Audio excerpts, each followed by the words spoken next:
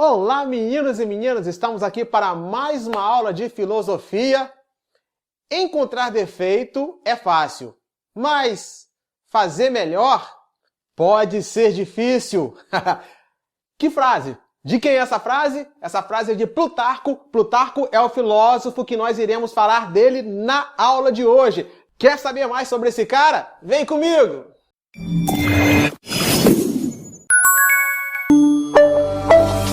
É isso aí, meninos e meninas, e já voltamos para mais uma aula de filosofia. E nessa aula nós iremos falar sobre o filósofo Plutarco. Plutarco, apesar de fazer parte, então, dos filósofos latinos, ele era grego. Pois é, um dos poucos dessa leva aí que era grego. Nasceu na Grécia, nasceu numa cidade chamada Queroneia. Pois é, estamos falando sobre o pensamento greco-romano. É isso mesmo, estamos falando sobre o pensamento greco-romano. Essa fase do pensamento greco-romano, ela compreende a segunda fase da filosofia helenística. Na primeira fase, nós abordamos e falamos mais dos filósofos gregos que fizeram parte da filosofia helenística. Aí tem, no caso aí, teve o Diógenes, teve o Epicuro, nós falamos também sobre Pirro de Élida e falamos sobre Zenão, mas agora, nessa segunda fase da filosofia helenística, nós abordamos o pensamento greco-romano, justamente porque são filósofos latinos. Plutarco, apesar de ser grego, ele faz parte da filosofia latina, ou faz parte dos filósofos latinos, porque o Plutarco, ele viveu um certo tempo em Roma, e ele ensinou filosofia na cidade de Roma. Então, de certa forma, ele é um filósofo latino, porque ele também, além de ensinar filosofia na cidade de Roma, ele aprendeu latim. Pois é, Plutarco nasceu em 46 e faleceu em 120 depois de Cristo. Há controvérsias. Uns dizem que foi 119, eu já coloquei até numa aula antiga que foi 122, porque algumas pessoas acreditam que ele faleceu em 122, outros dizem que ele faleceu em 125. Pois é, como eu falei no início, ele nasceu numa cidade chamada Queroneia, que já não existe mais atualmente, ela tem outro nome, eu vou botar aqui. 2000 anos depois. Então, ele estudou filosofia e matemática em Atenas. Quando eu falei que Plutarco era o cara, justamente por isso. Por que Plutarco era o cara? Porque justamente por isso. Ele estudou filosofia e matemática em Atenas, na academia fundada por Platão. É claro que quando Plutarco viveu, Platão já tinha falecido há muito tempo. Pois é.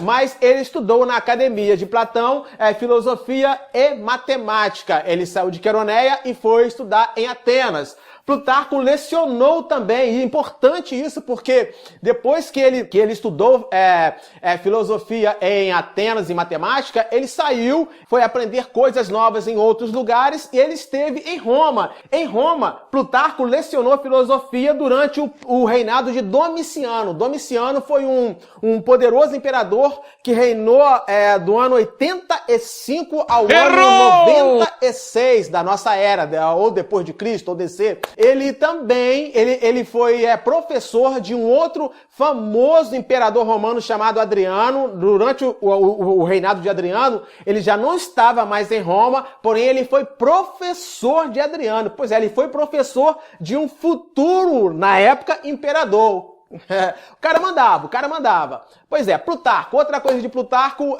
houve um outro imperador também, chamado Trajano, que também foi muito influenciado por Plutarco. Teve Plutarco em alto quesito dentro da sociedade romana. Pois é, ele escreveu cerca de 230 livros. É livro pra caramba! O cara escreveu 230 livros, escreveu muita coisa e muita coisa boa, ao qual ele é referência. O Plutarco, ele defendia a política como a arte de acalmar o povo e manter a paz. O Plutarco, ele era muito centrado na questão da pessoa ter virtude, da pessoa ser ética, da pessoa ter boa conduta e da pessoa andar por caminhos retos. É isso mesmo, ele era um propagador da virtude humana. Então ele defendia a política como a arte de acalmar o povo e manter a paz.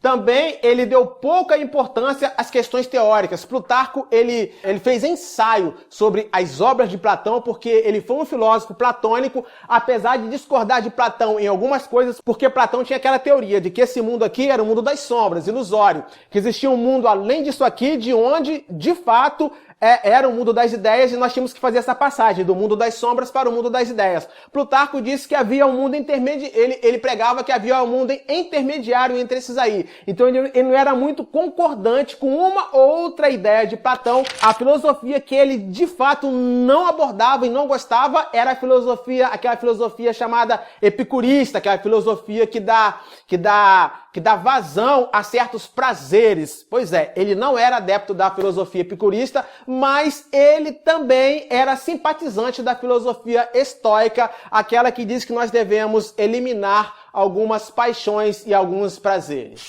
Plutarco ele fez alguns ensaios sobre o Platão e ele escreveu também sobre retórica e sobre religião. Ele era muito focado também nas questões religiosas. Ele escreveu uma obra, pois é, o Plutarco, ele é conhecido como historiador, muita gente não gosta, muita gente não aceita Plutarco como historiador. É conhecido como educador, um grande educador, é conhecido também como filósofo, matemático nem tanto, apesar de ter estudado matemática. Então o que acontece? Ele foi muito focado na questão educacional, tanto é que muita gente diz que Plutarco foi um famoso educador. E ele escreveu uma obra que focava justamente nas crianças. A obra chamada Da Educação das Crianças. Tá dando para ver? Da Educação das Crianças? Pois é, ele escreveu essa obra e essa obra é muito conhecida e foi muito focada principalmente durante um período da nossa história. Plutarco dizia que o objetivo geral da educação deve ser tornar as crianças virtuosas. Por quê? Porque ele era muito focado que, como eu falei anteriormente, que todo bom estadista todo bom político, todo bom estadista deveria acalmar o ânimo e manter a paz. E para acalmar o ânimo e manter a paz, o político, o estadista deveria ser ético, de boa conduta. Então, para ser ético e de boa conduta, não é de uma hora para outra.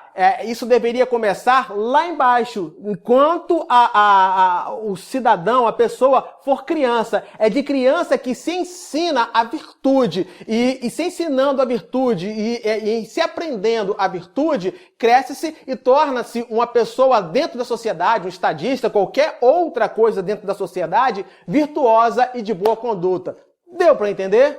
Uma de suas maiores obras, é bom se destacar aí, Vidas Paralelas ou Vidas Comparadas. Como eu falei, ele comparava, essa obra dele, Vidas Paralelas, ele fazia comparação entre um estadista grego e um estadista romano. Justamente, não só estadista, mas ele fez comparação também entre personagens lendários, personagens que duvida-se que se existiu, fez também comparação. Fez comparação também entre filósofos, tipo Demóstenes e Cícero, entre estadistas, tipo Alexandre e César. Ou seja, ele fazia, entre Alexandre e César, ele pegava um e outro, colhia aquilo que tinha de melhor, fazia a comparação vendo as semelhanças e também as divergências entre eles. E não só abordava essa questão de semelhança e divergências, como abordava questões íntimas como abordou questões íntimas de cada desses expoentes que ele categorizou aqui em Vidas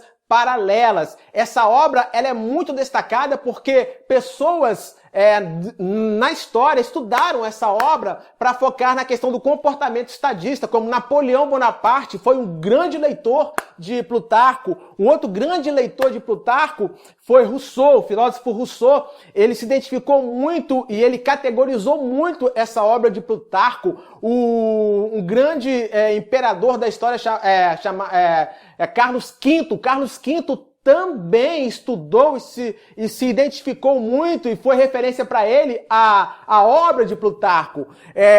Plutarco só não foi referência durante o período dos pais da igreja. Por quê? porque os pais da igreja, ou os padres da igreja, né? Os evangélicos dizem que são pais, os católicos dizem que são padres. Não interessa, os pais ou padres da igreja, eles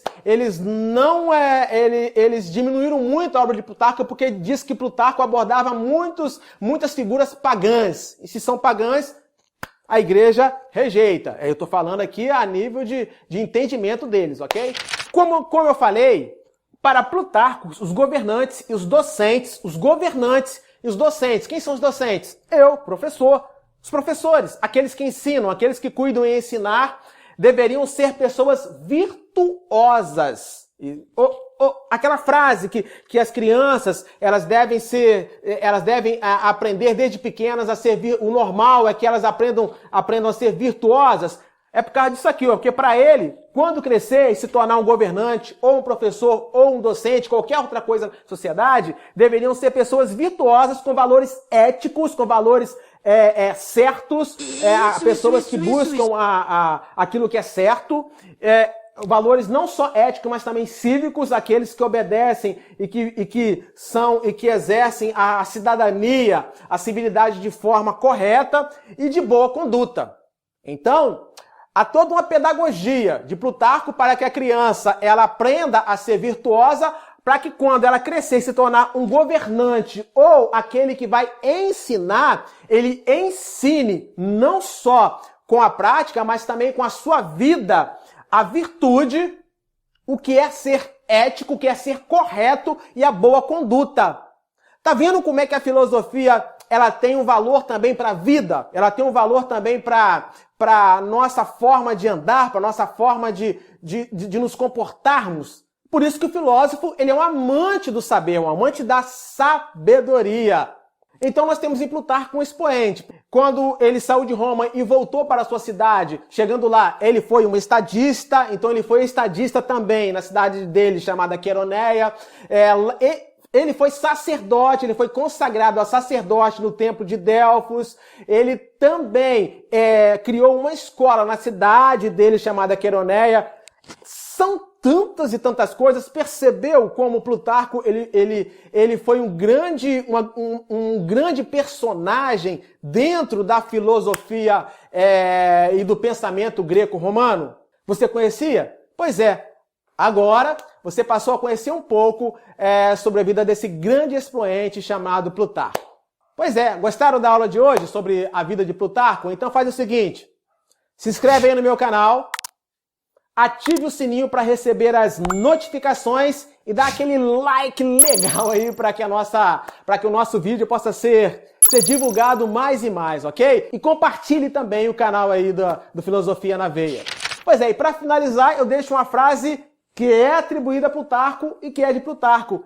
É preciso viver, não basta apenas existir.